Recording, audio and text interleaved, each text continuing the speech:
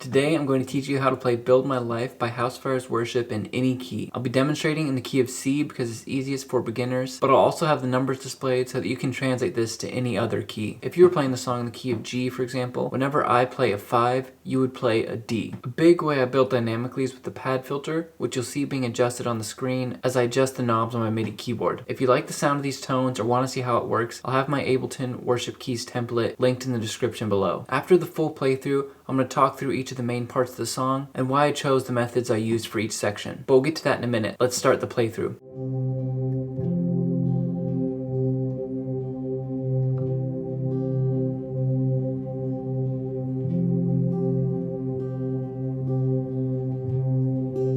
Worthy of every song we could ever sing, worthy of all the praise we could ever bring, worthy of every breath we could ever breathe.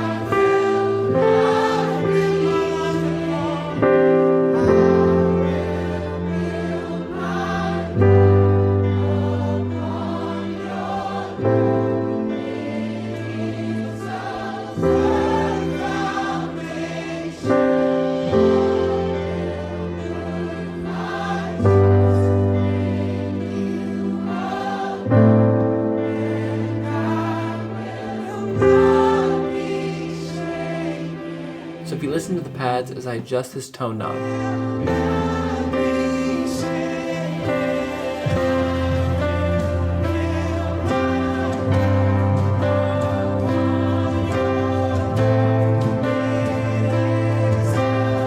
See, that simple movement does a lot to build a song. If you'd like a tour of my complete worship key setup, you can check out this video here. Now let's talk through the main parts of the song. At the very beginning, from the intro and through verse 1, we're just holding out the pads. So I have my left hand on the 1 of the key and a 1-5-1 with my right hand. This is always a great way to start a song, having a left hand on the 1 of the key and your right hand on the 1-5-1 of the key and just holding out a pad. That's always a great start, especially in transitions from one song to another. And so in the actual song, the piano's not doing anything for the intro and verse 1, but instead of just sitting around and doing nothing, we're able to add a little bit of pad ambiance while the other instruments are playing. Now verse 2, we come in with shortcut chord formations. If you're not familiar with what those are, you can check out this video, but essentially there's easier and better sounding inversions. So for verse 2 and chorus 1, we play those shortcut chord formations, whole notes, pretty simple so far. Now after the first chorus at verses 3 and 4, we're going to start what feels like sort of a delay hit. So you notice the drums in this part of the song are doing a cool little rhythm with the song, sort of a ba